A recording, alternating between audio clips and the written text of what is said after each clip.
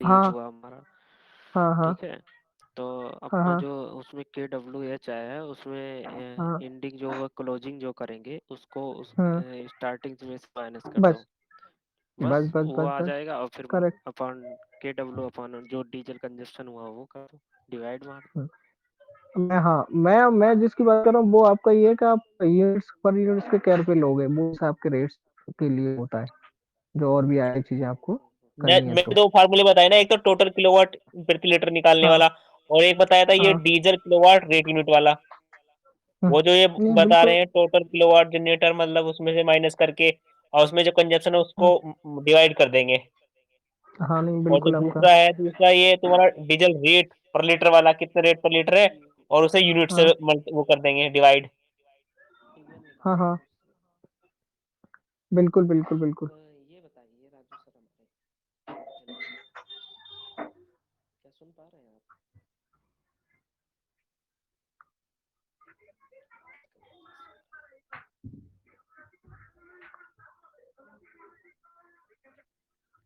और कुछ, कोई?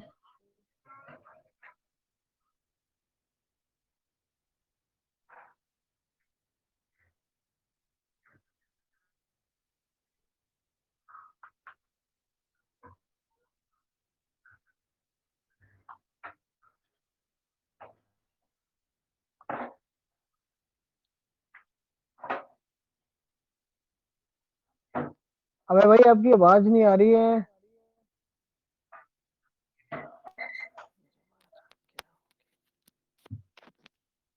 Hello hello. ऐसे बोल रहे हो जैसे ना लड़कियां बोलती है ना रजाई में अंदर घुस के। अरे नहीं यार, सॉरी मैम। वैसे हमारे पास कॉल करते नॉर्मल बड़ा तेज बोलते हो आप। पता नहीं क्या इशू है। हेलो। हाँ अबे, आवाज आ रही है मेरी? हाँ हाँ, आपकी तो आ रही है। तो अच्छा अच्छा, मुझे बताओ, मुझे ना माइक्रोलॉजिकल जो सेफ्टी जो लगा होता है रिले, हाँ हाँ। माइक्रोलॉजिकल, ओके। हेलो। उसके बारे में कुछ बताओ। कौन कौन सी उसके अंदर आपकी रिलेज लगी होती है, कौन कौन सी प्रोटेक्शन लगी होती है बताओ। सर एक बार और बोल दीजिए, क्या क्या बोला आपने?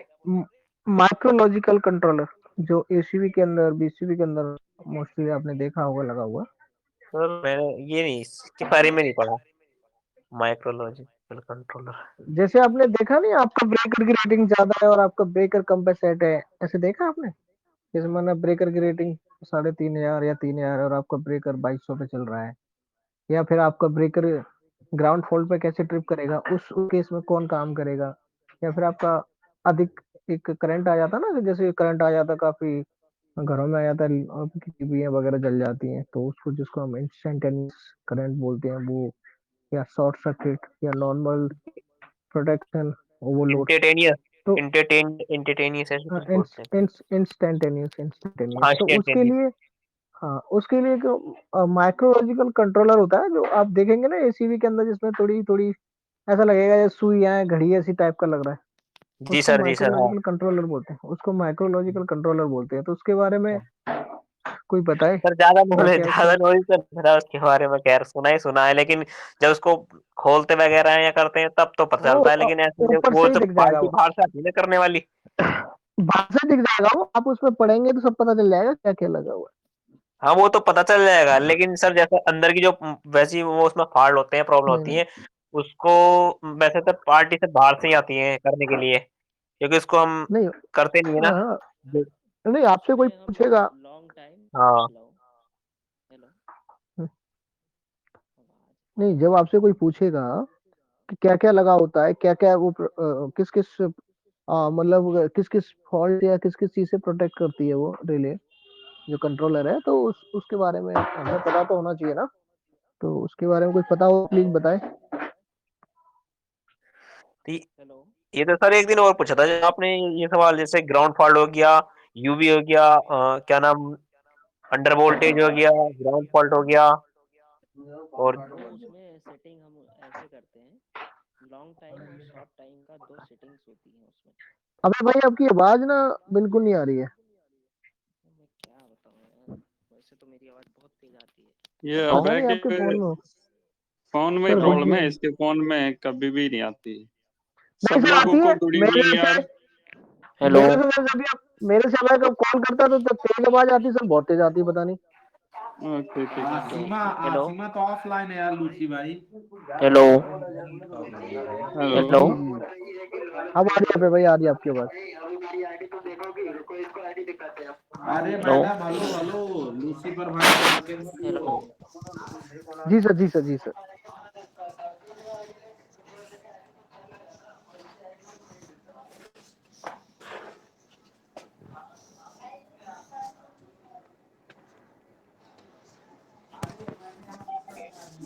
Hello, good evening sir. तो बताइए थोड़ा एसीबी के जो आप बता रहे थे अभी कि माइक्रोलॉजिकल रोल लगा होता है उसमें, सेफ्टी जो है, जो कि हमारे अंडरवाटर रिले और फ्रंट रिले और क्लोजिंग कोयल रिले, ऐसा कुछ होता है सर? थोड़ा बताइए किस तरह से।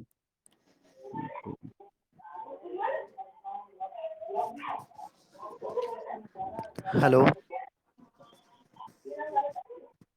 ये आवाज आ रही है आप लोगों को? सर आवाज आ रही है हमारी? Yes sir.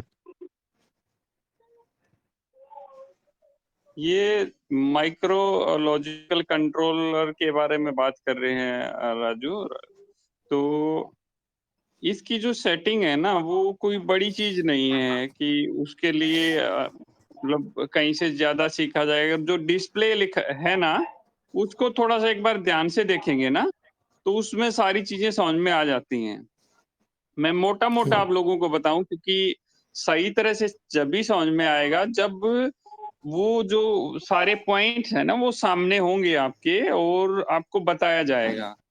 तो अभी थोड़ा सा बेसिक मैं क्लियर कर देता हूँ। उसमें होता क्या है, जैसे पहली चीज तो वही कि राजू ने बताया कि कोई एसीबी है, उसकी रेटिंग सपोज ज्यादा है, सपोज 4000 की है और हमें हमारा लोड कम चल रहा है, तो हम 4000 की चलाएंगे तो उसकी ट्रिपिंग वगैरह कुछ और होगी। तो उसका लोड हम हमारे लोड के हिसाब से सेट कर सकते हैं कि हमें कितना लोड उसका रखना है। दूसरी चीज क्या होती है कि हमारे पास जैसे शॉर्ट सर्किट हो गया भाई, कोई कहीं पे कोई शॉर्ट सर्किट हो गया, तो शॉर्ट सर्किट में कितने करंट में, जैसे 2 सेटिंग होती हैं आमने-सामने उनकी, कि कितने करंट में कितनी मिलीसेकंड्स में वो ट्रिप कर जाए।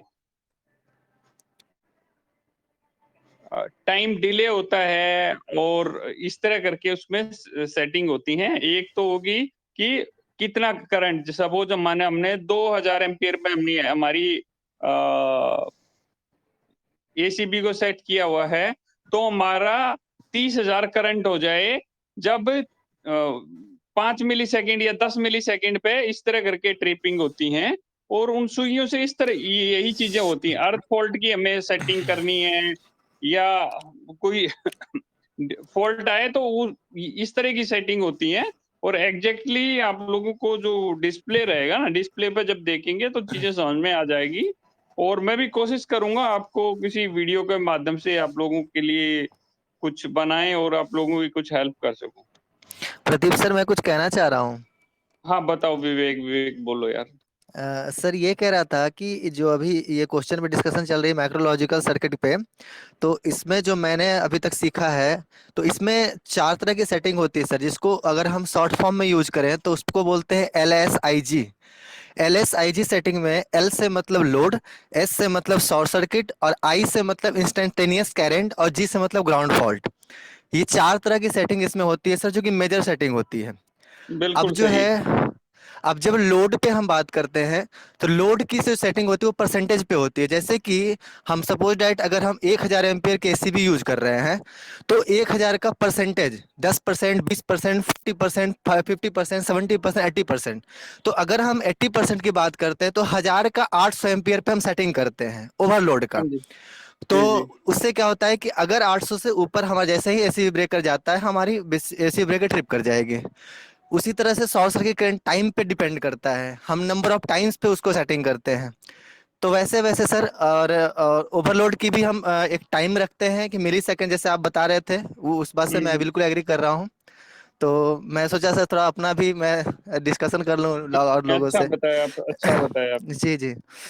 तो और इंस्टेंटेनियस करंट में जो मैंने देखा है सर कि उसमें क्या होता है कि जैसे इंस्टेंटेनियस करंट, जैसे अभी क्या होता है कि कोई भी इंडस्ट्री में लोड जो होता है, जैसे इंडक्शन मोटर है, हमारे जितने भी तरह के मोटर होते हैं, तो इंस्टेंटेनियस करंट इसलिए हम सेटिंग करते हैं कि अगर इन केस जैसे जर्क लोड जिसको हम लोग बोलते हैं, जर्क एग्री लोड में क्या एग्री। होता है, जर्क लोड में क्या सही। होता है कि जैसे ही हमने सप्लाई दिया ब्रेकर को, तो ब्रेकर को हम एक टाइम बढ़ा के रखते हैं कि जिससे कि कोई भी अगर लोड जो जर्क लोड है उसको ब्रेकर हमारा झेल सके कुछ सेकंड के लिए, उसके बाद फिर नॉर्मल हो जाता है, फिर जैसे लोड चल रहा है वैसे चलते रहता है।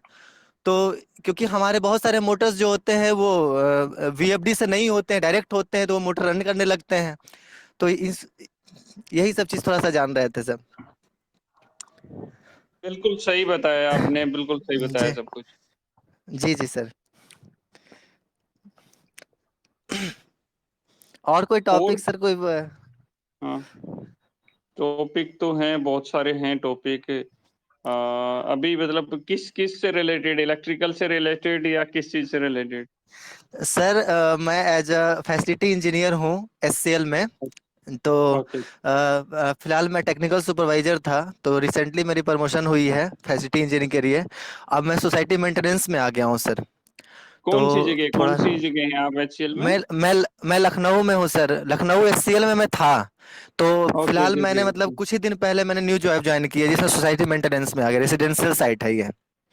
ओके ओके ओके, चलो जी जी वेरी गुड वेरी सर, मैं आपको बहुत फॉलो करता हूँ सर। मैं एक बार मतलब आपको मैसेज भी किया था यूट्यूब पे कि मैं एक लाइव इंटरव्यू आपको देना चाहता था सर।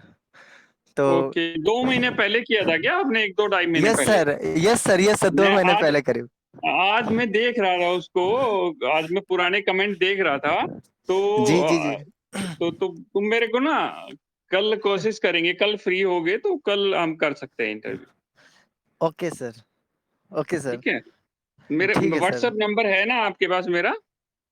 हाँ सर, व्हाट्सएप नंबर एक बार सर इस पे ग्रुप में एक बार डाल देंगे तो हम ऐड कर लेंगे आपको सर, क्योंकि मैं मैं देखना पड़ेगा मुझे।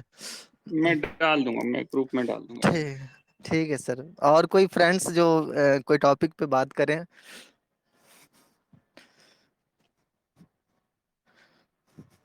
इसमें टॉपिक अभी मैं देता हूँ आपको, 1 सेकंड रुको, टॉपिक बहुत सारे हैं।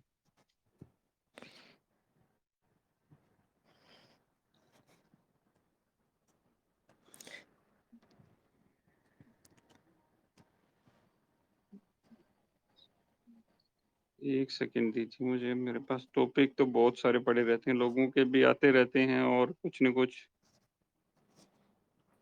हेलो। ये लोड के बारे में बताइए, लोड कौन सा लोड होता है, कौन सा लोड कैसे होता है, थोड़ा सा उसके बारे में। जैसे हम अपना सर कैपेसिटर पैनल मुझे लगाना है, एक जी कैपेसिटर जी जी। पैनल लगाते हैं, तो उसको लगाने के लिए हमें कुछ लोड्स के बारे में पता होना चाहिए कि भाई ये सर लोड होता है ऐसे। बिल्कुल बिल्कुल सर, सबसे पहले क्या होता है, बेसिक इलेक्ट्रिकल एक सब्जेक्ट आता है हमारे डिप्लोमा में। तो मैं एज पॉलिटेक्निक किया हुआ हूँ। तो डिप्लोमा में एक सबसे मेन चीज आरएलसी सर्किट पे आते हैं बात। तो आरएलसी सर्किट पे जब हम बात करते हैं, कोई भी इलेक्ट्रिकल में आरएलसी सर्किट हर जगह होता है। और आरएलसी सर्किट का मतलब कि आर से रेजिस्टेंस, एल से लोड आपका, और आरएलसी सर्किट, सी से कैपेसिटेंस। तो ये आरएलसी सर्किट, किसी भी सर्किट में तीन तरह के लोड तो होते ही होते हैं। अब इसका डिपेंड करता है, कहीं कम कहीं ज्यादा, आर कहीं ज्यादा है, कहीं एल ज्यादा है, कहीं कैपेसिटिव लोड ज्यादा है। तो रेजिस्टेंस में क्या होता है सर कि पावर फैक्टर हमारा 1 होता है। क्योंकि उसमें क्या होता है रेजिस्टेंस में कि हमारा वोल्टेज और करंट सेम फेज में होते हैं। लेकिन अब जहां पे पावर फैक्टर 1 हम मान के चल रहे हैं, लेकिन जब तक फेज एप्रिएंट पावर में जब तक कोई एंगल नहीं बनेगा, यानी फाई एंगल जब तक नहीं बनता है, हमारा करंट जो है, यानी वोल्टेज जो क्या उसको बोल सकते हैं सर, रेजिस्टेंस के केस में क्या होता है कि जैसे हम जो पावर देते हैं, यानी हमारा जैसे रेजिस्टिव लोड हो जाता है, लाइट हमारा हो गया, बल्ब हो गया, और हीटर हो गया, ये सब रेजिस्टिव लोड है। तो इसमें हम जो भी पावर देते हैं वो हम पूरा यूज करते हैं, उसका कोई भी केवीआरएस नहीं जाता, यानी केडब्ल्यू जितना हमने दिया उतना हम उसको लोड यूज कर लेते हैं, वो कंजप्शन हो जाता है। लेकिन अब जैसे इंडक्शन मोटर होता है, वो हमारे इंडक्टिव लोड में आता है। इसमें क्या होता है कि हमारी करंट जो है वो वोल्टेज जो हमारी लैग करती है। जब वोल्टेज हमारी लैग करती है तो उसमें क्या होता है कि हम जब पावर्स उसको हम ऐड करते हैं तो कभी मोटर पे स्टैंडर्ड लिखा होता है 0.8 पावर फैक्टर।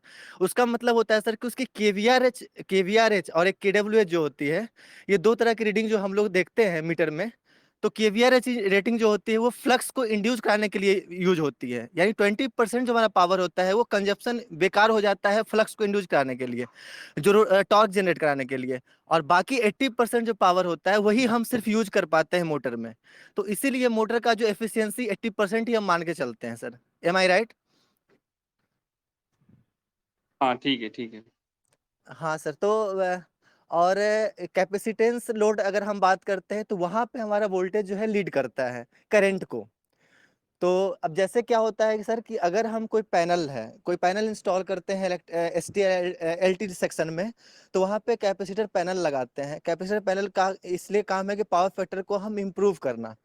अब पावर फैक्टर इंप्रूव करने के लिए क्या है सर कि रिएक्टिव पावर जहां पे बढ़ता है वहां पावर फैक्टर पुअर हो जाता है। अब रिएक्टिव पावर बढ़ने का मतलब है सर कि इंडक्टिव लोड जहां पे बढ़ेगा वहां रिएक्टिव पावर बढ़ जाएगा। तो उसको रिएक्टिव पावर को रिड्यूस करने के लिए हम कैपेसिटर पैनल लगाते हैं। सर ये मेरी अनुभव है, बाकी आप कुछ कहें सर इसके बारे में। हाँ ठीक है।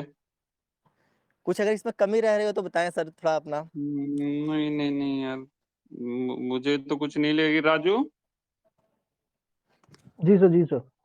कुछ बताओ यार। नहीं नहीं, काफी एक्सप्लेन सही किया उन्होंने। और ठीक है सर, एक्चुअली ठीक ही कुछ बताया। देखो कुछ दास दी पॉइंट्स ने हैं जब जैसे। ठीक बोल दिया है तो सब ठीक ही होगा फिर। क्यों राजू? जी बिल्कुल, जी हमारे R&D पर्सन है, हाँ हाँ, ये नई नहीं नई नहीं R&D नहीं, करते हैं। नहीं नहीं, that's so nice, that's so nice. Yes sir. और विवेक भाई, एक, हाँ, बिल्कुल बिल्कुल, एक सवाल है। जी बताएं, जी बताएं बताएं बताएं भाई बताएं। नहीं, ऐसी इससे रिलेटेड है, जैसे कि ना ये काफी बड़े वैसे टॉपिक है, हम लोग इन पे ध्यान नहीं देते थोड़ा थोड़ा। बिल्कुल बिल्कुल जैसे बिल्कुल बिल्कुल।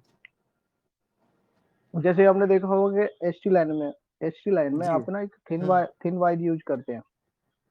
तो हम्म। क्या रीजन है, एक मतलब क्या रीजन क्या है वहां पे आप पतला वायर ही क्यों यूज करते हैं? मोटा लगाना चाहिए ना। मैं 11 kV की बात करूँ या 33 kV की बात करूँ, हाँ हाँ हाँ। जैसे आपने इसका भी RLC की बता बात करी। इसका हाँ, इसका भी हाँ। बताते हैं आपको। देखिए एक्चुअल में क्या होता है कि एस टी लाइन और एल टी लाइन में देखिए केबल की जो साइज होती है वो एल टी सेक्शन में बढ़ जाती है और एस टी सेक्शन में बिल्कुल कहिए कि आप अगर माना जाए तो वोल्टेज और करंट में देखिए यही फर्क होता है। आप वोल्टेज को बिल्कुल कम से कम वायर में भी आप वोल्टेज को हाई केवी तक पहुंचा सकते हैं और उसको क्रॉस करा सकते हैं, लेकिन अगर जहां लोड पे बात आती है वहां पे आपको केबल की साइज बढ़ानी पड़ेगी, क्योंकि लोड का मतलब रेजिस्टेंस लॉस वहां बढ़ जाता है। जब जहां पे लोड बढ़ेगा वहां पे हीटिंग जनरेट होती है। हम केबल की साइज क्यों बढ़ाते हैं? केबल की साइज बढ़ाने का मतलब यही होता है कि लोड सेक्शन जहां पे आता है वहीं पे हमारा ओवर हीटिंग होना शुरू हो जाता है, और ओवर हीटिंग से बचने के लिए हम केबल उसकी साइज को एरिया को बढ़ाते हैं, क्योंकि आर का फॉर्मूला होता है रो इंटू एल बाई ए। यानी कि रो जो होता है हमारा रेजिस्टिविटी होता है किसी मटेरियल का, एल जो होता है वो लेंथ होता है, और ए जो होता है एरिया होता है, क्रॉस सेक्शनल एरिया होता है।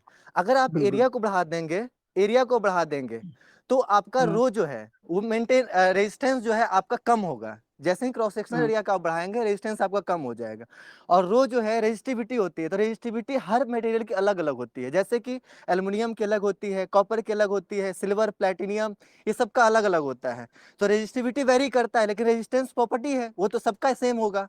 अब उस किसी हम्म, अब अगर आपका बढ़ रहा है या घट रहा है तो वो उसकी प्रॉपर्टीज है, जो कि रेजिस्टिविटी होती है, हमारा रो होता है। लेंथ को जैसे ही बढ़ाएंगे आपका रेजिस्टेंस बढ़ जाएगा।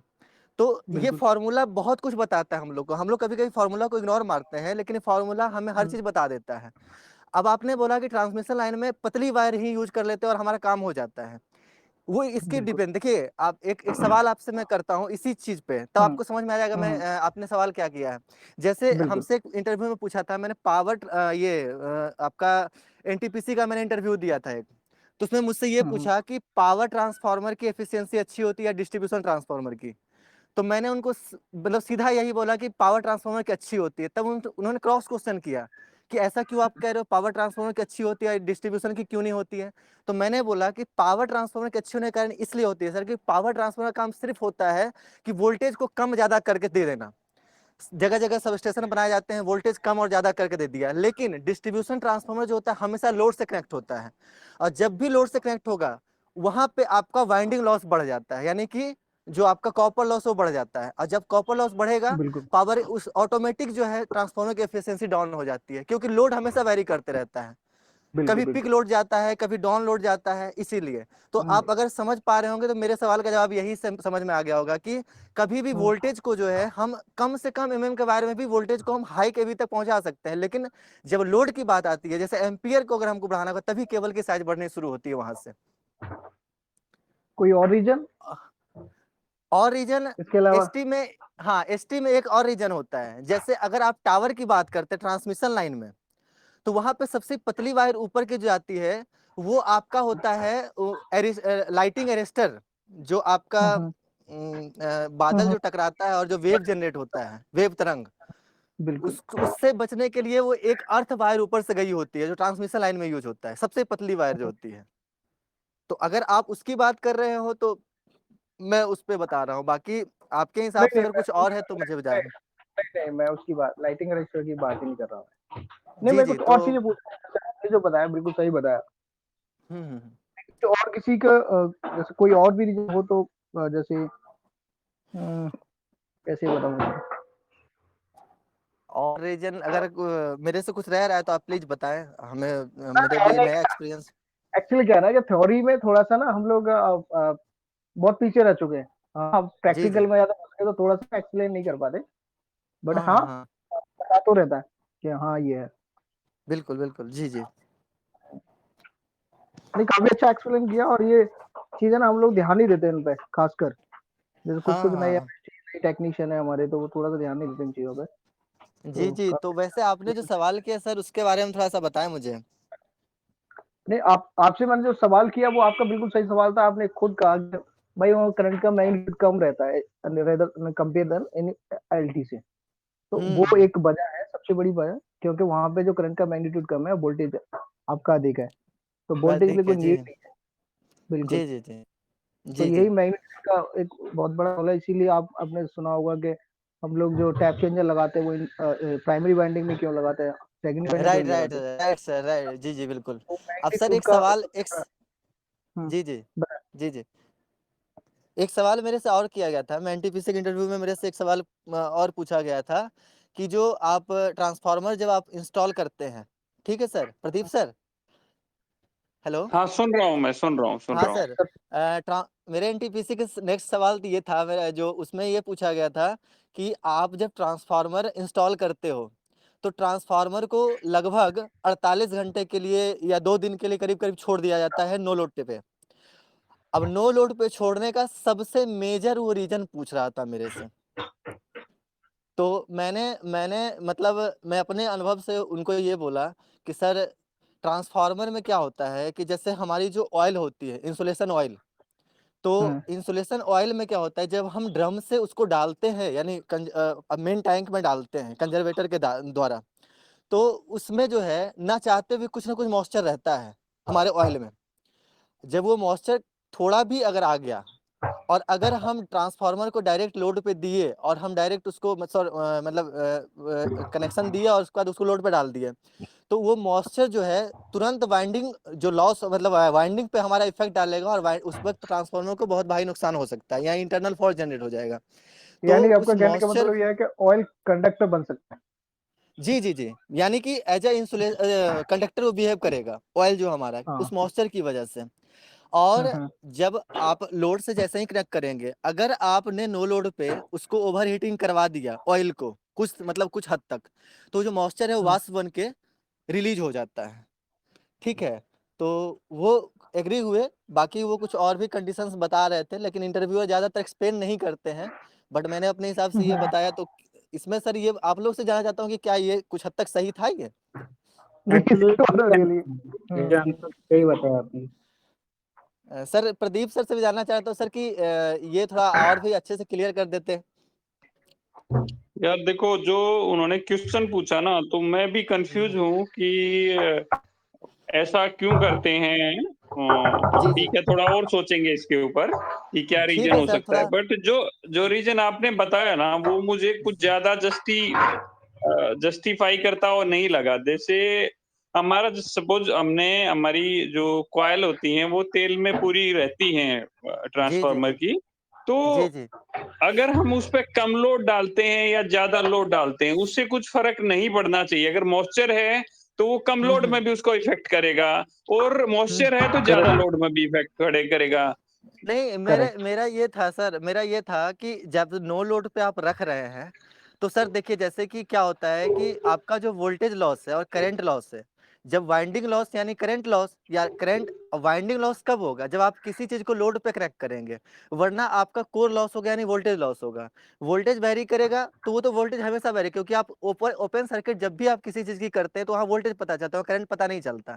करंट कब पता चलेगा? जब कोई सर्किट बनेगा, तभी आपको एम्पियर मेजर कर पाएंगे। तो मेरा कंसर्न ये था बोलने का सर, कि जैसे आप जब नया इंस्टॉल ट्रांसफार्मर करते हैं, तो उस वक्त जो होता है, बैरल से आपने तेल डाला उसके अंदर, और वो तेल में आपको पता नहीं कि कितनी इम्प्योरिटी है, यानी मॉइस्चर उसमें है नहीं है या बिल्कुल नहीं है। तो हम एक सेफ्टी प्रिकॉशन लेके चलते हैं, क्योंकि मैंने यूट्यूब पे ही देखा था, जैसे आप अभी वीडियो बनाते हैं सर प्रदीप सर, तो वैसे ही मैंने हुँ, बहुत सारे इसके वीडियोस देखे थे। उस बेसिस पे मैंने ये बात बोला। तो मैंने पहले ही ये चीज वीडियो देखा था, क्योंकि ट्रांसफार्मर बहुत सारे इंस्टॉलेशन होता है, तो उसमें हम अपने ही साइट पे बता रहा हूँ कि अभी रिसेंटली ये ट्रांसफार्मर इंस्टॉल हुआ है। तो मेरे दिमाग में अचानक से सवाल आया कि आखिर ऐसा क्यों होता है, और तुरंत मैंने इंटरव्यू में ही मेरे से ये फेस्ट सिचुएशन क्वेश्चन आ गया मेरे सामने। तो देखो, उसमें यही चीज मैं बोला गया मैं था। सॉरी, जी मैं जी आपको इंटरप्ट कर रहा था, सॉरी। जैसे जी जी आप जी जो जी ऑयल की इम्प्योरिटी के बारे में बात कर रहे हैं ना, तो जी वो जी हर साइड पे होता है, हमारी साइड पे भी होता है। तो जी उससे जी जी पहले हम लोग ना टेस्ट करते हैं, कुछ इंस्टॉलेशन से पहले ऑयल की भी टेस्ट होता है, ऑयल का बीडी भी टेस्ट हाँ होता हाँ है। हाँ तो हाँ उसमें हाँ सारी चीजें क्लियर हो जाती हैं कि आपका जो ऑयल का जो प्योर है या इम्प्योरिटी है उसके अंदर, वो कोई पार्टिकल तो नहीं है मॉइस्चर के, तो वो सारे क्लियर हो जाते हैं। आप जब बीडी भी टेस्ट करेंगे तो वो क्लियर है। वो आप नहीं, उसका एक सैंपल ले लें। जी जी जी बिल्कुल नहीं, बिल्कुल। मेरा जो मानना है ये तो वहां नहीं, से क्लियर हो गया ये सवाल। इम्प्योरिटी का सेंस ये नहीं था सर कि उसका वीडीबी में ब्रेकडाउन वोल्टेज का उसमें इम्प्योरिटी है, या इम्प्योरिटी का सेंस सिर्फ और सिर्फ मॉइस्चर का था। वो मॉइस्चर, वो भी बिल्कुल ऐसा मॉइस्चर जो हमारे ट्रांसफार्मर को देखिए डायरेक्ट पता नहीं कोई चीज चलता है, लेकिन थोड़ा हम्म, बहुत भी क्षति, देखिए ये मैं अपनी बात नहीं कर रहा हूँ, मैंने यूट्यूब पे जैसे हम्म, सर की तरह ही बहुत सारे वीडियोज मैंने देखे, उस पर ये चीज पता चला। हम्म, बट एग्जैक्ट जो है, जो जैसे मैंने जो जितना मैंने वही यूट्यूब पे देखा वही चीज मैंने बता रहा, लेकिन एग्जैक्ट क्या वो जानना चाह रहे थे मेरे से, वो फिफ्टी हाँ, परसेंट करेक्ट। जैसे सर अभी एग्री कर रहे हैं, 50% वो एग्री किए, लेकिन 50% बोले कि कोई ठोस वजह और निकाल ले, कि आप हम क्यों 48 घंटे के लिए या 2 दिन करीब करीब 2 दिन के लिए हम उसको छोड़ते हैं कि नो लोड पे होने दो, उसको थोड़ा सा ओवर हीटिंग होने दो, ताकि तो मेरा ना वो तो सेम इंजन की तरह होता है, जैसे हम नई ट्रैक्टर लेके आते हैं, गाड़ियां लेके आते हैं ना, उसको जी कुछ जी देर चलने जी जी देते हैं। ये भी जी जी होता है जी ना, जी खासकर जी वो बिल्कुल। समर्सिबल पंप, तो मुझे भी ऐसा कुछ हो तो हाँ, देखते हैं इसकी। शायद कुछ एफिशिएंसी का भी कुछ मसला नहीं, होता होगा।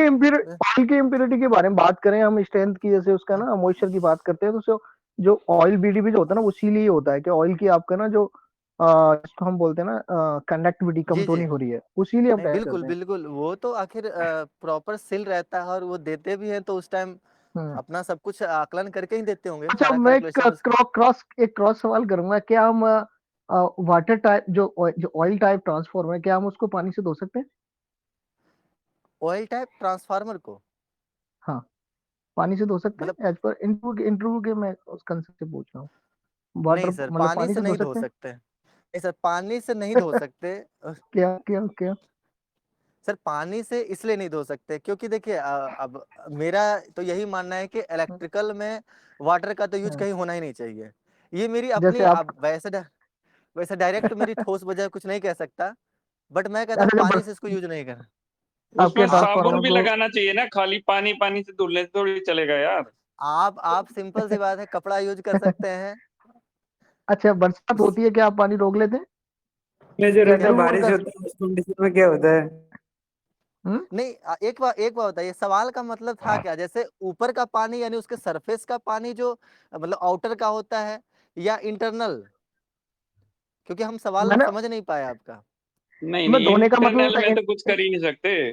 नहीं, जब हम धोना होता है तो हम आउटर से ही धोते हैं ना, अपनी बॉडी को भी इंटरनल कहाँ धोते हैं?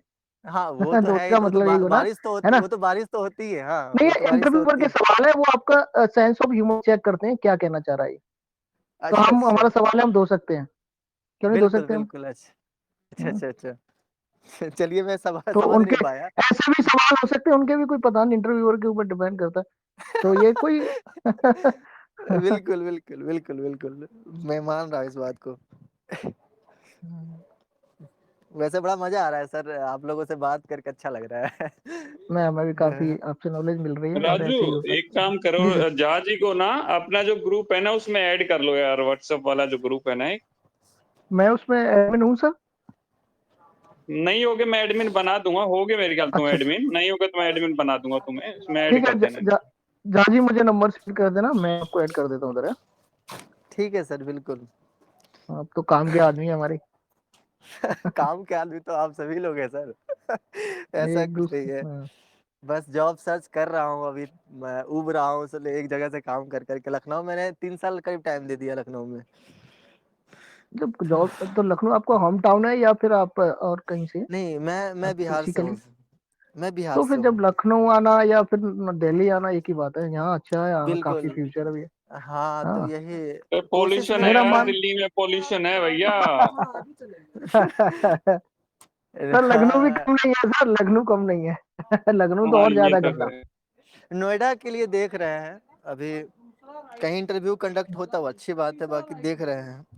हो जाएगा कहीं ना कहीं, हो जाएगा आपका इस हिसाब से नॉलेज है, हाँ, मोस्ट जी प्रोबेबली हो जाएगा कहीं ना कहीं। अच्छा जी, लगे हुए हैं सर, अब देखिए क्या होता है। सीवी तो मैंने बहुत जगह भेज रखा हूँ अपना। Okay okay. बाकी अभी तो कोविड-19 का असर है, इसलिए मैं मान रहा हूँ इस बात को, दिक्कत है। जी। बिल्कुल सही कह रहे हो, ऐसा है। कोविड का तो बहुत असर हुआ है सर, क्यों राजू सर? जी बिल्कुल हुआ है, अरे। अ, सैलरियाँ नहीं विकास, बढ़ रही, सुनना भी पड़ रहा है। जी जी। और वैसे सर डॉक्यूमेंटेशन के बारे में कुछ बताएं सर। बता देंगे, सब कुछ डॉक्यूमेंटेशन, बता देंगे, डॉक्यूमेंटेशन में जो पूछना है पूछ लो। सर जैसे जैसे जो मैं डॉक्यूमेंटेशन अपने साइट पे करता हूँ, तो उसमें हम सर 2 तरह के डॉक्यूमेंटेशन मेंटेन करते हैं मेंटेनेंस में। तो एक जो हमारा होता है वो डीएमआर होता है, जो डेली मैनेजमेंट रिपोर्ट हम भेजते हैं। तो उसमें जो है हम अपना एस्टीमीटर का कंजप्शन भेजते हैं, उसके बाद डीजल कंजप्शन भेजते हैं, उसके बाद फिर ऑल मैन पावर डिटेल्स भेजते हैं, जिसमें हाउसकीपिंग, सिक्योरिटी, मेंटेनेंस के सारे मैन पावर्स होते हैं। उसके बाद जो है आपका जो स्पेसिफिकेशन है सारे साइट का, कौन सी मटेरियल कितनी रेटिंग की है, उसका कोई 24 घंटे के अंदर में कोई इंसिडेंट तो किसी आपके इक्विपमेंट्स में नहीं हुआ है, कोई तरह का फॉल्ट तो नहीं है। उसके बाद आपने क्या काम करवाए, यानी 24 घंटे में आपने ऐसा क्या काम कराया जो पीपीएम वर्क, यानी प्लान शेड्यूल मेंटेनेंस पे आपने क्या काम कराया, वो सब चीजें जो है हम लोग रिपोर्ट में भेजते हैं सर, जो आपका डेली बेसिस पे जाता है। और और कुछ मंथली में जो, बहुत सी चीजें और भी और ऐड होती हैं। हाँ इसमें और ऐड करने का मतलब, जैसे हम रेसिडेंशियल साइट पे हैं तो हमारा यहाँ पे वाटर कंजप्शन भी डाला जाता है, जैसे फायर टैंक की कैपेसिटी, उस पे कितना परसेंटेज आपने फायर टैंक को भरा है, उसके बाद फिर यूजी टैंक जो है आपका वो कितने परसेंटेज भरा है। उसके बाद आपका जो हो गया सारे रेसिडेंशियल साइट है तो आपका सारे टावर में कितने परसेंटेज वाटर है, कितना कंजप्शन आपके यूजी टैंक्स में हो रहा है। ये सब हम्म। चीजें हम लोग भेजते हैं सर। हाँ बिल्कुल, तो मेनली मेनली सारी चीजें होती हैं आपकी। बाकी सर एचवीएसी मैंने ये होगी, देखा है प्लम्बिंग कि, होगी। हाँ नहीं नहीं वो मैं मान रहा हूँ, मैं कहने का ये मतलब है कि आपकी डीएमआर रिपोर्ट जो है वो साइट पे डिपेंड करता है रिक्वायरमेंट के हिसाब से, कि आपके जो करेक्ट डायरेक्टर हैं करेक्ट। या जो मैनेजर है वो कितना आप चीज से मांग रहे हैं, आपका रिक्वायरमेंट वो क्या चाहते हैं आपसे, वो देखो, रिपोर्टिंग। कहीं कहीं आप हाउसकीपिंग में ऐड नहीं कर सकते, कहीं कहीं आप ना अपने खुद को देख रहे हैं, कहीं सिक्योरिटी को देख रहे हैं। और फिर जी जी डिपेंड करता बिल्कुल है इक्विपमेंट्स के ऊपर आपके क्या क्या बिल्कुल इक्विपमेंट्स हैं आपके। बिल्कुल। अब जैसे वो क्या बहुत था बड़ा कि है। मैं एससीएल में था, तो वहाँ पे एचबीएससी प्लांट था, बड़े बड़े चिलर प्लांट थे। तो वहाँ पे जो है, वहाँ पे तो मैं फैसिलिटी इंजीनियर नहीं था, तो मैं वहाँ पे नहीं जानता था चीज़ें कि कैसे क्या होती है।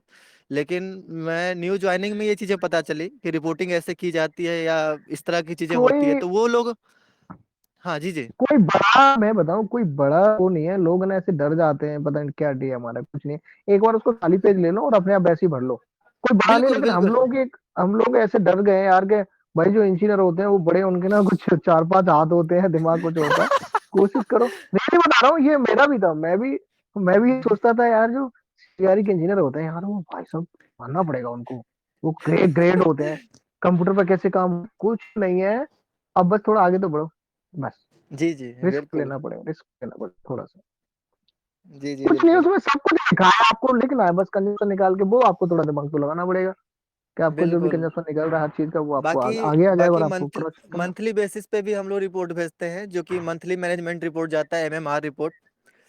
तो उसमें जो है लगभग हम लोग 30 से 35 स्लॉट्स में भेजते हैं चीजें, वो पूरे मंथ का जाता है सर। वो एक फाइनल रिपोर्ट होती है, और वो उसमें गलती फाइनल आपकी रिपोर्ट होनी होती भी है, नहीं चाहिए, होनी आपकी भी नहीं गलती चाहिए। होनी जी चाहिए। जी। मोस्टली हाँ मोस्टली मैनेजर वगैरह उसको जल्दी बनाते हैं, क्योंकि उनको ना वो ऊपर तक देनी पड़ती है, खासकर आपके बिल्कुल बिल्कुल कंपनी के बिल्कुल, वो एबीसी कहते लेवल भी तक है जाती है। हमारे, हम प्रॉपर्टी मैनेजर को रिपोर्ट करते हैं तो वो लोग कहते हैं हम्म। कि तुम्हारी गलती का मतलब तुम्हारी गलती नहीं, मेरी गलती, क्योंकि अरे मेरे एंड से ये उसके क्रॉस चेक हो के जाता है। तो उसके बिहाफ पे आपका एक ना परफॉर्मेंस देखा जाता है। आपने उसमें गलती जी कर दी तो अप्रेजल में, मैंने सुना अपने मैनेजर से कि आपके ना पैसे कट जाएंगे। अब जो अप्रेजल होता है ना, तो उसमें ना सर को पता होगा, सर प्रदीप सर किस कारण ज्यादा जानते होंगे। गलतियां जी वहां जी। पे एक्सेप्टेबल, नॉट एक्सेप्टेबल। हाँ, बिल्कुल। काफी जगह इसको मतलब आपके जो एसएलए से आपके जोड़ दिया जाता है। जी जी जी, बिल्कुल। मैंने सुना है सर, मेरा जो एडमिन मैनेजर है वो कहते हैं कि हमारी जो दो तीन गलतियां हो गई थी उनकी रिलेटेड टू प्लम्बिंग, उन्होंने कहा था कि मेरे पैसे कटेंगे, और कटते हैं। मतलब मेरा जो अप्रेजल है ना, वो 5% कम कर दें या फिर और भी कुछ सजा दे दें, ऐसे रहता है उनका। एंड एंड आगे मार्च में या दिसंबर में। तो हम अपने स्तर पर गलतियां कर देते हैं, सोचते हैं कुछ नहीं है, लेकिन मैनेजर जो बैठे हैं ना, वो गलतियां नहीं करते भाई, उनको बड़ा सोच समझ के रिपोर्ट देनी पड़ती है, मतलब बढ़िया तरीके से क्रॉस चेक करके। ये पुष्पेंद्र जी बता सकते हैं इसके बारे में थोड़ा ज्यादा बढ़िया तरीके से। बिल्कुल सर, आए। गुड इवनिंग साहब, sir. Good evening everyone. Good evening good sir. Evening साहब, कैसे अभी हैं? आज काफी लेट ज्वाइन किया, मुझे काफी चीजें पता नहीं चल पाई कि क्या क्या हो गया। I missed it.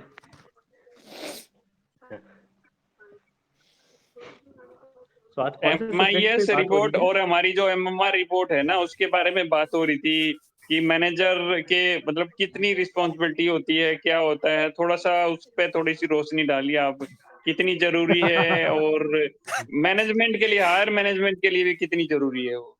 करेक्ट। और सेकंड सर ये था कि हम ये पूछ रहे थे, गलतियां होने पे क्या कुछ अप्रेजल में कुछ प्रॉब्लम आती है, कुछ कम होता है, ऐसा मैंने सुना है, मेरे मैनेजर कहते हैं, क्या ये सही बात है सर? नहीं, ऐसा नहीं है। एक्चुअली क्या होता है कि इसके बेस पे ना आपके पेनाल्टी पॉइंट्स बन जाते हैं। तो जो क्लाइंट होता है बेसिकली वो आपके कुछ पेनाल्टी पॉइंट्स बना के पैसे काट देता है। यदि वो उसमें भी एक लिमिट होती है, लाइक जैसे मोस्टली कंपनी राइट में होता सर। है कि 5% तक। अब मान लो उसका ओके। 2 करोड़ का बिजनेस है साल का, तो 2 करोड़ का 5% वो काट सकता है, अप टू 5%। बट वो भी काफी बड़ी वैल्यू होती है। तो ऑब्वियसली यदि 5% पूरा कट गया, तो आपकी कंपनी आप पे क्यों भरोसा करेगी कि यार आपका टीम अच्छे से काम नहीं कर रही है, तभी मेरा 5% पेनल्टी कटा है। तो ऑब्वियसली फिर वो इम्पैक्ट करेगा इनडायरेक्टली आपके अप्रेजल्स पे। वैसा है। बिल्कुल। जी जी जी।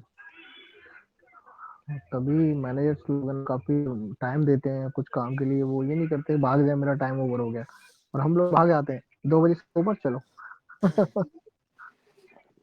नहीं, ये चीजें ना अलग अलग कंपनी में अलग अलग, जैसे इन्होंने बताया कि कंपनी के साथ एसएलए हो जाता है कि सर्विस जी लेवल एग्रीमेंट है, कि उसमें चीजें होती हैं कि ये काम इतने देर में होना चाहिए, ये कंप्लेंट इतनी देर में होना चाहिए। तो उस तरह करके होता है, ये रिपोर्ट इतने बजे तक आ जानी चाहिए, अगर मतलब काफी चीजें होती हैं। तो हम्म। कुछ जगह है इन इन सब चीजों को अप्रेजल से जोड़ दिया जाता है, मैनेजर के अप्रेजल से, कि इसने सारी चीजें कब कब कैसे कैसे भेजी, तो वो चीजें होती है। उसका अप्रेजल जब होगा ना, वो अच्छी तरह नहीं होगा। नहीं, मैं कई तरह की ऑब्वियसली कंपनियां मैनेजर हैं, पे पैसा बचाने के लिए, बनाने के लिए अलग अलग कुछ न कुछ इम्पैक्ट करती रहती मैनेजर पे इम्पैक्ट पड़ेगा थोड़ा सा, क्योंकि मैनेजर तो he is the answerable person. अभी उसके यस सर। नीचे जितना भी staff, assistant manager, field service engineer या फिर टेक्नीशियंस, उनको ऑब्वियसली डायरेक्ट इम्पैक्ट नहीं पड़ता है। पर क्वेश्चन किससे पूछा जाएगा? मैनेजर से, ऑब्वियसली जो साइट लीड है। तो उस पर तो हमेशा इम्पैक्ट कटेगा पड़ने ना ही वो। वाला है। जी जी जी।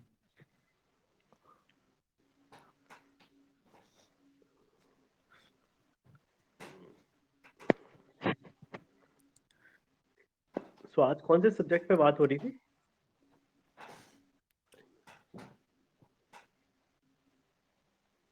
सर रिपोर्ट्स के बारे में बात हो रही थी सर, मेंटेनेंस में क्या क्या रिपोर्टेज आती है ऑपरेशन मेंटेनेंस में सर।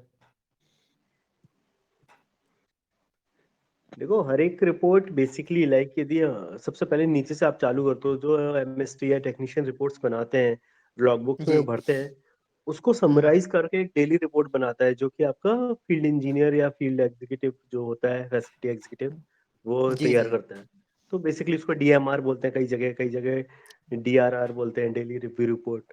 सो अलग अलग जी नाम जी है। तो एक फिर उस आपने एक हफ्ते की रिपोर्ट बनाई, उसका एक हफ्ते की रिपोर्ट बना के WMR, एक मंथली मेंटेनेंस रिपोर्ट या मंथली रिव्यू रिपोर्ट बना के आपका MMR इंजीनियर जी आपका, हाँ, आपके मैनेजर तक भेजता जी है। मैंने वो मैनेजर तक ही रहती है, वो मैनेजर को ऊपर नहीं भेजना होता है। बट जी जी ये चारों रिपोर्ट मिला के आपकी मंथली, सॉरी वीकली, एक महीने में 4 वीक होते हैं ऑलमोस्ट, है ना? तो चारों रिपोर्ट मिला के फिर एक मंथली MMR बनता है, monthly management report. Yes sir. वो आपके मैनेजर को शो करना होता है क्लाइंट को, या जो उसका ये- सुपरवाइजर है, सीनियर मैनेजर है, उसको। तो वो रिपोर्ट आंसरेबल होती है, क्योंकि उसके बेस पे पूरा आगे की बजटिंग, आपके सिस्टम एडहेरेंस कैसे काम कर चल रहा है, पॉलिसी प्रोसीजर बिल्कुल सब सर। सेटअप होता है उसके हिसाब से। जी जी जी और फिर लास्ट में आपका जो एनुअल रिपोर्ट, कई जगह हाफ ईयरली रिपोर्ट वो भी तैयार करते हैं।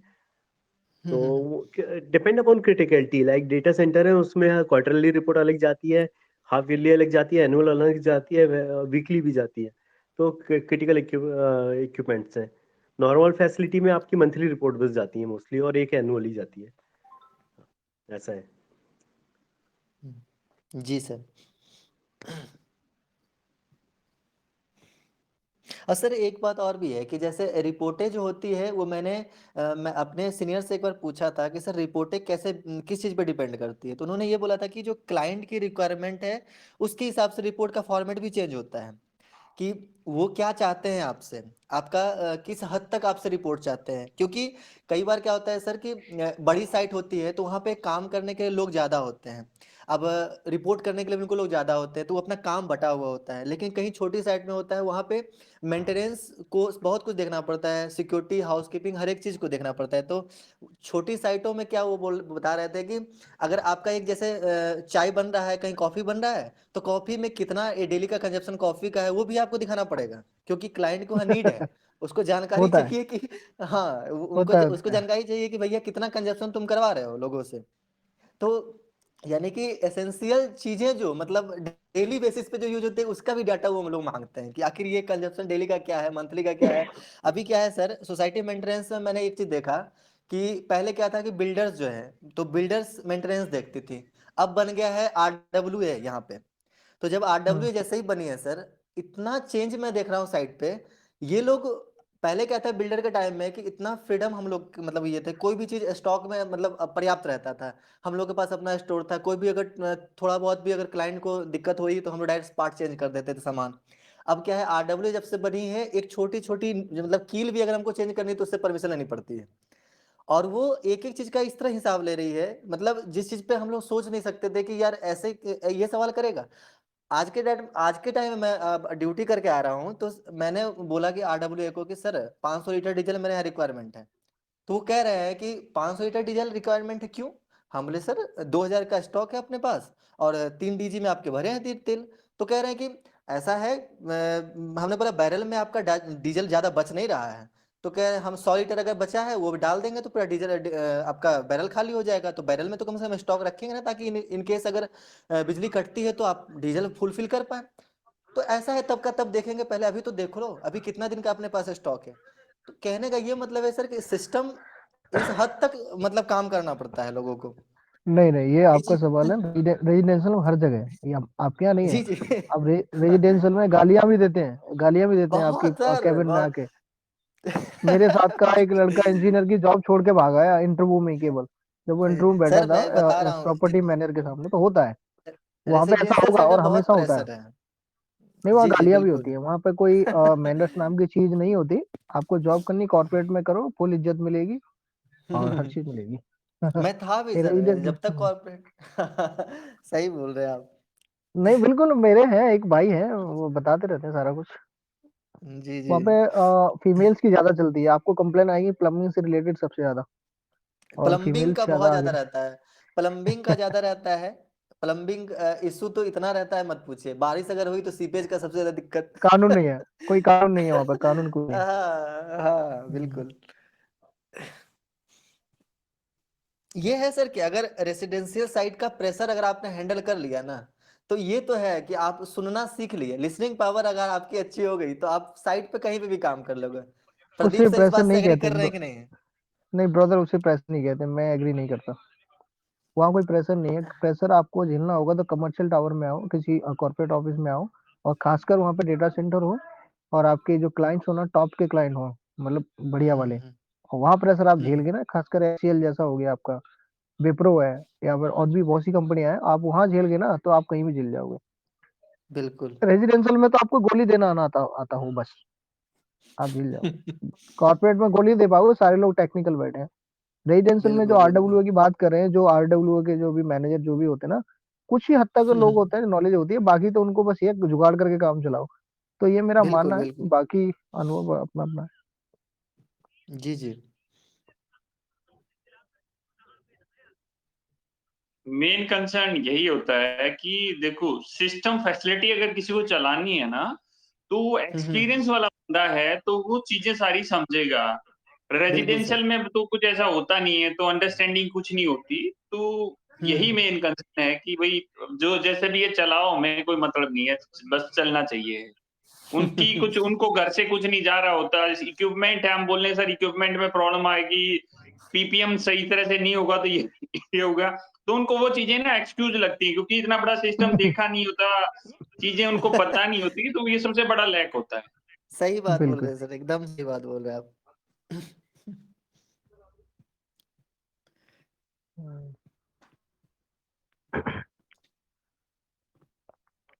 चलो यार, आज टाइम बहुत हो गया है, तो इसको ना एक क्लास को हर रोज ही रखते हैं, 8:30 का टाइमिंग रख लेते हैं, 8:30 पे लाइव रहेंगे सब लोग। जी जी बिल्कुल हम्म। सर। तो पुष्पेंद्र जी, बाकी सब लोगों की क्या राय है? सर तो हमारे रेडी रहते हैं हमेशा, पुष्पन सर तो। प्रदीप जी, यहाँ पे मेरा थोड़ा सा राय अलग है। एक्चुअली क्या है कि लाइक चलो 3-4 लोग हैं जो रेगुलर हम लोग यहाँ पे आते हैं, लेकिन यदि हम डेली डेली क्लास रखेंगे ना, तो लोगों को फिर वो कंपल्सन लगेगा कि यार 8:30 बजे ज्वाइन करना है। फिर वो सही लोगों कह को रहे तो हो हाँ, सर। मतलब मजबूरी जैसी फील करेंगे वो। एग्री। तो इससे बेटर है कि हफ्ते में 2 क्लास एटलीस्ट हो। एक मतलब सैटरडे संडे तो वैसे भी बहुत अच्छा टाइम है, और बीच में भी एक आध दिन रख सकते हैं, वेडनेसडे या थर्सडे में, लाइक ऐसा। ये भी सही है, सही, नहीं बिल्कुल नहीं, सर ठीक आपने है। सही कहा। हम्म। कंपल्सन वाले काम में ना लोग इस ना आलसी हो जाते हैं, यार मैं नहीं ज्वाइन करना चाहता, ऐसे ऐसे सोचते हैं। हाँ। सर राजू सर, वैसे आपसे पूछना था, अभी किस फील्ड में आप हैं सर? तुम्हें लगता है नहीं। सब नहीं एक सर ही फील्ड है, बताए। सबका सेम ही फील्ड है सबका। नहीं फिर भी जैसे क्या है ना, अब मैंने तो बता दिया कि मैं कॉर्पोरेट में भी काम किया, बट मैं सोसाइटी नहीं में भी मैं अभी काम कॉर्पोरेट, कर रहा मैं हूँ। शुरू उसके मैं कॉर्पोरेट में उसके बाद शुरू से। मैं प्रोडक्शन में भी काम किया हूँ, मदरसन में मैं काम किया 1 साल करीब, क्वालिटी नहीं में ऐसे, मैं था वहाँ पे। ऐसे तो तो एचडी में काम किया है, बट फैसिलिटी में काम कर रहे हूँ। और जी जी। आपसे चलो पर्सनल बात करते हैं, और ये काफी ओवर करते हैं इस ग्रुप को, मुझे लग रहा है सब लोग थोड़े जी जी। थोड़े जी जी खाना हाँ पीना बिल्कुल। नहीं होगा। हाँ, सोने का भी ठीक है टाइम हो सर। गया यार। ठीक है सर, जी ठीक है सुबह सर। सर। उठना है, सुबह सब लोग। एक चलो एक बात रह गई यार, लास्ट सुबह 6 बजे से हम्म, पहले या 6 बजे तक कौन कौन उठते हैं? मैं 6 बजे उठ जाता हूँ सर, ये और मेरा कौन है भैया डेली का टीम काम, में? चाहे संडे हो या मंडे, कोई भी। 6:30 बजे वाले कितने हैं? 6:30 बजे वाले? मैं भी वही 6:30 बार। 6:30 वाले है। 2 लोग हो गए, चलो। 7 बजे बाकी सब लोग 7 बजे तो उठ ही जाते होंगे। यस सर, 7 बजे तक तो उठ ही जाते हैं। नहीं यार, स्वास्थ्य के लिए ना थोड़ा सा टाइम से उठना भी बहुत जरूरी है। ये ना एक रूटीन हम अपना बना लेते हैं ना, तो बहुत पॉजिटिव रहता है हमारी हेल्थ के लिए, अपने सिस्टम के लिए। जी तो सर मैं तो बिल्कुल। स्ट्रिक्टली फॉलो करता हूँ इसको। मैं 6 सर बजे आप उठ फिट है, के आप साढ़े एकदम सात फिट है, मैं डेढ़ आपका घंटा देखता मेरा हूँ। टाइम जाता है इन्हीं सब चीजों में। आप लग रहा है शुरू से फिट है या अभी आपने कुछ ही दिनों से ये अपना जो भी माइंड सेटअप चेंज किया? पुष्पेंद्र जी बताएंगे ये कितने 10 साल 8 साल तो हो गए होंगे, 10 एक साल हो गए ना पुष्पेंद्र 10 जी साल हमको। हो रहे हैं कम से कम। और ये उस समय भी काफी फिटनेस फ्रीक थे जब हम और प्रदीप मिले थे। उस समय भी जिम जाते थे, काफी अच्छी बॉडी थी। अब तो काफी योगा मास्टरी भी कर ली है प्रदीप ने। नहीं फिट है बट सर, शुरू बिल्कुल से ही फिट थे, है, इसमें कुछ एंथुसियास्टिक थे वो। सर 30 होगी आपकी जो जिसको ना रिस्ट कमर ना मे बी नहीं यार फिट है 30 32 35 के करीब होगी शायद एज यार मेरी, 35 36 होगी एज। बहुत फिट है सर, नहीं तो आपके साथ ही सब लोग पेट वेट निकाल गए होंगे अब तक तो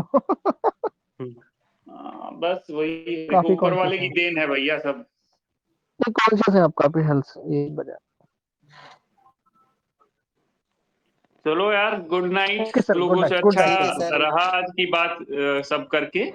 और विवेक अपना नंबर ना शेयर कर देना, राजू आपको ग्रुप में ऐड कर देंगे और आपका ठीक फिर कल बात करेंगे आपके इंटरव्यू से रिलेटेड। ठीक है सर, ठीक है ओके सर। सर, एक गुड चीज नाइट, कह रहे गुड थे, नाइट। एक बात कह हाँ रहे थे सर प्रदीप सर। हाँ हाँ हाँ। एक्चुअल में क्या है, मेरी टाइमिंग थोड़ा सा अभी गड़बड़ चल रहा है शिफ्ट का। तो हम्म। इंटरव्यू के लिए सर अगर मैं आपको थोड़ा पहले इन्फॉर्म कर दूं, यानी कि कुछ दिन पहले, तो आप अपना टाइम बस एक बता दीजिएगा सर, क्योंकि कल मैं इंटरव्यू कोई नहीं नहीं आपके देख साथ कर लेंगे। पाऊँ। तो देखो मैनेज कर लेंगे। उस ग्रुप में जी ऐड जी हो जाओ तो वहां पे तो टच में ही रहते हैं, कोई इशू नहीं है। जी जी सर, जी जी बिल्कुल। और बाकी मैं ठीक। सर इसमें तो आप टाइम बता दें सर, नेक्स्ट हम लोग का क्या होगा, ग्रुप डिस्कशन वो कब होगा? नोटिफिकेशन देखो मिल जाएगा कभी आपको, भी कर लो, नोटिफिकेशन मिल आप जाएगा। ऑन कर लो, लोगों से बातचीत कर लो, कोई इशू नहीं है कि हर रोज भी कर सकते हैं, दिन में 4 बार भी कर सकते हैं, ये तो है। जब भी फ्री जी होते जी हैं हमने ओपन कर लिया, लोगों से बातचीत कर ली थोड़ा बेटरमेंट के लिए, तो कभी भी कर जी जी सकते जी हैं। ठीक है सर, ठीक है, थैंक यू सर। ओके और सर, गुड ठीक है, नाइट, गुड आप नाइट। भी इस ग्रुप को स्टार्ट कर सकते हो बाद में, मतलब जितने भी ग्रुप के मेंबर हैं ना, सबके पास अथॉरिटी है इस ग्रुप को स्टार्ट करने की। जी मैं तो इसमें हूँ सर, स्किल्ड हिंदुस्तान है ना सर हाँ हाँ, नहीं नहीं, इसमें। अगर आप भी जैसे इस कॉल को स्टार्ट करना है ना, तो आप भी स्टार्ट कर अच्छा सकते अच्छा, हो, फिर ओके बाद में ओके बाकी सर, लोग ज्वाइन हो जाएंगे। या ओके सर, ठीक है, ठीक है। कोई दिक्कत नहीं है गुड सर, जी जी नाइट। बिल्कुल। ओके सर, ओके, ठीक है सर, गुड नाइट ठीक है, everyone. Thank you everyone, good night. Good good night night sir, sir, good good night. Night, good night.